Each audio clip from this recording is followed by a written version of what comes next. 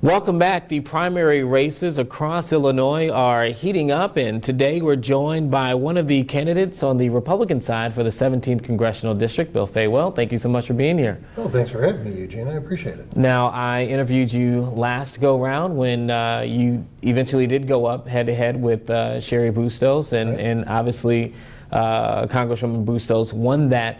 What led you to wanting to run again this go-round? Well, it's interesting. This summer, last time around, I never really got to talk to Mark Klein before Mark got out. And Mark's a great guy. And I didn't want that to escape again. So I reached out to both Eugene Farrell and to Esther King. And Eugene and I saw eye to eye on a lot of things. But my conversation with Esther was very interesting. And the first thing she asked me is, well, are you going to run this time? And I told her, well, that's up to you. She said, well, what do you mean? And I said, well, here's what's important to the country. Term limits, audit of the Federal Reserve Bank, which is the Federal Reserve Transparency Act, and what's called the REINS Act, which requires that any laws that a federal agency makes that affects more than $100 billion worth of the economy has to be run through Congress, through the entire lawmaking process, which is really the problem in America today. And I said, if you'll incorporate those into your campaign, I don't have to run. I'll support you. And she said without pause, she said, well, I probably can't do that because the party is supporting me and I have to do what they tell me to do. So after I picked myself up off the ground, I said, well, why don't you think about it and let me know. And a couple of weeks later, she texted me back and said, no, I can't support your program. So here I am back again. Now, she was just on our program Sure. about a week and a half ago, so I'll definitely have to follow up with her on that. I know the last time that you were here, you talked a lot about reorganizing the way things are done in Congress. That was a very big push that you were kind of putting out there last time. Have you maintained that same stance? Do you want to evolve it, or can you give some specifics on things that you would want to change? The last time around, I called it liberty. This time I call it let the people rule, because that's what our Constitution is designed to do. And that's not how America is run. Today, the government rules the people. And in order to get back to that, the problem is Congress doesn't write our laws. All these federal agencies write our laws using the powers of Congress that have been usurped from them, using the words of George Washington, over the past 100 years. And as Washington explained in his farewell address, he said, you can't do this, America, because if you do, those powers will always end up in the hands of cunning, ambitious, and unprincipled men. And this is the customary weapon by which free governments are destroyed. Well, that's exactly what's happened in America. And so, over the last 8 years, I kept studying this situation, and I picked out 3 bills that are already popular with the people, are popular in Congress to an extent. Term limits, Federal Reserve Transparency Act, which has passed the House 3 times, failed in the Senate, and the REINS Act, which just takes these powers back to Congress. And when you think of it, Congress is the people's place in our government. And if that Congress hasn't got any power and they've gone over to these agencies, well, either they're the people. And you've heard of Sam's Club. Well, this is Uncle Sam's Club. And if you're a billionaire close to it, you're a member and you can write the best laws money can buy. And that's what's happened. So in talking about lobbyists and corporations that you say are really influencing these bills and these laws, how would you work to eradicate that issue? You change the system. Term limits, number one, because people go to Congress for all the wrong reasons. And it's too easy to stay there forever. And everyone understands that. It's a gut reaction, and it's a very accurate reaction by the people. The Federal Reserve Bank, it's never been audited. And it's never really, they've never had to tell us how they spend their money. How many economists they actually employ. And the word out is that they employ most every economists, so they direct the narrative of themselves. And that's Article 1, Section 8, the 5th paragraph, probably the most important power and duty of Congress. And that's been completely given over to a small room with 15 people, 16, 17 people, deciding on how and who gets money. And we can see the result. Today, the top 10% in America own 76% of the country. 38.6 of it is owned by the top 0.1%. That leaves 24% of the country to be shared amongst 300 million Americans. And that's where the problem comes in, Eugene, because there's not enough to go around. And it creates strife. We see it in the price of health care. America spends 18% of our GDP. The rest of the world spends 8% and covers everyone. Now, I'm not saying they've got better health care. We've got better health care, but we're spending over twice as much. We spend $4 trillion. Now, if we got closer to what the rest of the world spends, we'd save $2 trillion. Well, I just balance the budget and have $1 trillion left over. You see how easy it is just by rearranging how laws are made. Because all those laws, remember when Nancy Pelosi said, we've got to pass this bill so we can see what's in it? 1,250 pages that allegedly no one read? That's because it stipulated the next 10,000 pages were to be written by Health and Human Services by lobbyists. Well, let me ask you this. Yeah. You talk about health care. You talked about lowering the price for health care, right, which is something that a lot of people have brought up in past years, and being able to do that. It's a conversation, obviously, that's going on right now. How do you feasibly do that? I mean, there's a reason why healthcare costs are the way that they are, but what's the actual plan to lower healthcare cost for the average person? It's really the same answer to everything. You restructure how that healthcare is written. They wrote 10,000, 11,000 pages. Healthcare, big pharma, and insurance companies wrote all those regulations. They wrote themselves into the law. So you've got to take that all back. Now, I mean, the transition can be done. Rand Paul said, we put a sunset on Obamacare. That gives us 2 years to restructure the thing. But when you restructure it, you have to restructure government. Now, that was written by Health and Human Services. Why? Why was it even written at all? The legislation for health care, if you leave out all the little favors you've written for all these different companies and corporations who have billionaires who are members of the Uncle Sam Club, if that club isn't there, if you haven't taken the powers of Congress and given them to a federal agency so ambitious, cunning, and unprincipled people can get their hands on it, they can't do that. They can't incorporate themselves and run up the price. On a person-to-person basis, something a little more people can put their hands around. If you take the price, you go to a hospital and you have something, they don't give you a price. They don't tell you what each item costs. They leave that open. The reason they leave it open is because the insurance companies and the executives at the healthcare companies go and fight it out. You mean as far as if I get a bill? I mean, I think people do typically get a bill when they go to the hospital. They get a final bill. They get a final bill when they go in. You say, well, you know, I need a hangnail surgery. They don't tell you how much that's going to cost. And when you get your bill, all of a sudden you see an aspirin cost you $1,000, so to say. And you see these happening. One of the things President Trump is doing is he's saying, hey, you hospitals, you have to put the prices down. Big pharma, you have to establish what your prices are. And it's a step in the right direction. But what you have to do, you have to change the way those laws are written in the first place. Because you can't go be putting a Band-Aid on every problem in government. It's like writing a computer program.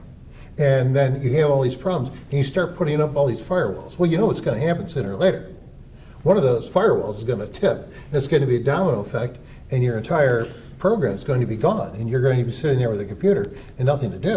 Well, let me ask you a different topic Yeah. now. Immigration reform is obviously a major question, Sure. talking about the wall that the president wants to build along the U.S.-Mexico border. This was something also that came up with Esther Joy King. She uses this kind of point because of her upbringing that she had. Where do you stand when it comes to immigration reform, and what ideas do you have in implementing that? Well, I support the RAISE Act, R-A-I-S-E, and basically that says that we have to change who we let into the country for whatever time. Up until now, it's been, if you can get to the border, you can pretty much work your way in or make an application.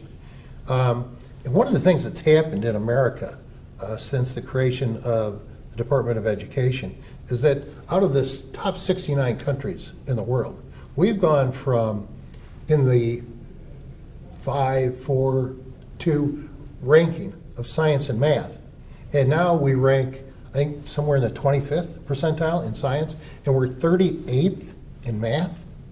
And what has happened is we're short of people that have an expertise in math and science. Are you saying that that's because of people that we've allowed into the country as far as immigration? No, it's because we've taken another power away from the people and given it to a federal agency. And so we have this vacuum, we have this need of highly educated people. And what I'm saying is that it's time to cut off just letting anybody into the country. And we have to focus on people that can help America maintain our technological edge. And that's what our focus in immigration should be right now. And I'm not saying it might last 10 years until that's augmented and we're the country's back up to where we should be, which is being a world leader in technology. And then we can start examining, letting anyone in again. But yeah, right now it's, unemployment might be 3.6%, but we still have 100 million people unemployed. Now, that doesn't make sense to me, and I don't believe the 3.6% unemployment rate that they keep throwing at us. And it goes back to the story that I told you before we started with the young man in the street light, which the police officer drives up, says, "Young man, what are you looking for?" He says, "I'm looking for my keys," and he gets on and says, "I'll help you." Finds it and discovers there's no keys there, and he says, "Young man, are you sure you lost your keys here?" He said, "Oh no, I lost them over in the park." This is where they have the light though, and it's the same issue. It's you've got to start ignoring. We have to look past what they keep telling us. And same thing with climate change. They'll tell you that we have a story for you. And you have to look past what they want you to see and look what's really going on and starting addressing that and start thinking of the country. So you don't fully believe, the president, administration has been saying, lowest unemployment, et cetera, and putting out the numbers. You don't necessarily believe those numbers that he's putting out? Well, the government's been putting those out since the 90s. The presidents if somebody gets in president, somebody gives them here's some great numbers for you. Oh, great. Look at this. Sure, I don't care if it's Bush, Clinton, Obama, or President Trump. They're not going to say no to good economic numbers, and nobody really thinks about it. And you've got these economists handing in these numbers. But who are these economists working for? Well, I want to ask you about, speaking of just party in general, the Republican Party of Illinois last year withdrew their nomination from you. I asked to see where they are, withdrew their support from your candidacy. I went ahead and asked to see where they are now. They still hold the same stance. In fact, it's probably worse. I think 11 out of up to 10 or 11 counties and the state are against me. In fact, they've all came out, and a lot of them have endorsed Miss King. Yeah, Esther. In fact, Esther Joy King. They brought her from Chicago and moved here. She moved out here this summer. They brought her out specifically to run against me. And the guy that did it is a fellow that is the reason that why Mark Klein got out. He says, I'm getting out of this race because these people are too corrupt, and I won't associate with them. He left the race. So these same corrupt people that ran Mark Klein out have gone out, reached out, brought a young lady from Chicago who is also a member of the Chicago Council on Global Affairs, which used to be called the Chicago Council on Foreign Relations, which is, it's a globalist operation. And they promote immigration, just wide open borders, and they promote climate change legislation. Well, and the reason, we talked about this last time you were on the program, the reason why they say that they withdrew their support was because of things that were on your, at the time, social media page, and one of the things we talked about from your book last time regarding 9/11 and whether or not there was a conspiracy theory, and then also even some things that were like false flag events. I think you'd shared some things on your Facebook page, including about the shooting at Sandy Hook being a false flag event. I looked for that. That's no longer there. I believe that post is down. Have you changed your you changed your stance on those things as well? I mean, since that's the reason why they say they withdrew your support, have you changed your stance on those kind of subjects? I never had that stance. Which one? A lot of those. You know, basically what I've done when I did in those posts, I would put an article up saying, this is what these people say. Here's what's here. Take a look at it. Think about it. You decide. Practice critical thinking. And all that came from CNN and George Soros's Media Matters Share Blue operation, where they go out and they do these slander attacks. They do it to Trump all the time. But they did it to me. And why did they do it to me? And why did the Republicans grab it immediately as soon as it came out without looking? I think it's because I'm talking about term limits. Well, I think the 9/11, the 9/11 one was in your book, and we talked about that last time, so I don't want to belabor that. But the 9/11 and saying that it was, it didn't happen the way that it actually happened, that it was a demolition. That was in a book that you wrote. Now, the Sandy Hook being a false flag event, that was a post that you shared at the time on your Facebook page. So my question becomes, if you're saying these are just things you're putting in, why even put those things out there if you don't believe them? Because I want people to start looking at things and start thinking critically. No one thinks critically. It's going back to the story of the young man. He's looking where they shine the light. And I'm saying, you've got to start looking where they're not shining the light, because that's where the truth is. That's where the keys are. You have to start thinking critically. You just can't accept what they tell you all the time. Look at climate change. All of that is based on the last 180 years of documented weather. And climate change has been going on for millions of years, and man hasn't been here with an industrial world to change it like that. And they make up this great story, and they want to pass legislation to raise taxes, to control our lives even more, based on what? Based on nonsense. In an age where we're talking about, fake news and there being infiltration into our election season, into our election process, right? Do you believe that it's important or necessary to even monitor, particularly for you, if you were to be elected? Would you continue to post things like that you don't necessarily believe to be true? Particularly, in the era that we're talking about false information. What they pulled out on me went back to 2013. I haven't posted anything like that for 7 or 8 years. And I've certainly learned my lesson. When I want to teach people to think clearly and practice critical thinking, I'll take something more hands-on that people can see and deal with every day. So it's not so abstract. But it's just like my program. Before it was liberty legislation. Now it's let the people rule. It's always refining a message, trying to get people to think critically, so they're thinking for themselves. And educating themselves. If the people don't educate themselves and they vote blindly, this country is in terrible trouble. And I think people are beginning to understand that. And I think America's ready for my message that, hey, term limits. We've got to take a critical look at the Federal Reserve Bank. That's one of our most important powers of our Congress, and Congress is our place in the government. So, yeah, I mean, people sit there and they say, well, Congress is dysfunctional. Nobody respects it. That's not a surprise. They don't do their job. You know, they don't do their job. I have one last question to you, because, I mean, speaking of Congress now, right? We just went through the entire impeachment process where the president was impeached by Congress and then acquitted by the Senate. And now the conversation is, how do they move forward? Republicans and Democrats, the Senate and the House, how do we move forward within this administration to actually get things done in a bipartisan manner?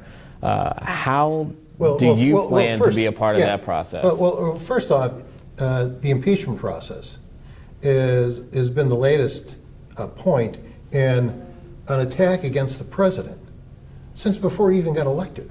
I mean, first there was Russiagate, then the Mueller investigation, then Ukrainegate, and that turned into the impeachment. And they're talking about a second round of impeachment. I'm not quite sure how you do that, but as far as working with the other side, I think I'm pretty adept at that. I've grown up in politics in my family, and I've always looked at it. I think I've, on a local and a regional and even a federal level, when I saw something that really needed to be done, I think I've been able to be effective in changing laws, some small, some larger, and not even being in Congress. And that's why I'm running right now, because it's gotten to the point where the country is in such danger with this separation that we're seeing with the haves and the have-nots, which is just driving and pitting Americans against each other. This has got to stop. And that's why I'm running, because we need to reorganize our government. I mean, look at our budget, look at our deficit. This country is bankrupt. And when you look at history, history defines revolution as a government whose bankruptcy threatens the people. And I think I can make a very, very good historic argument in that direction, which would be in a completely different program.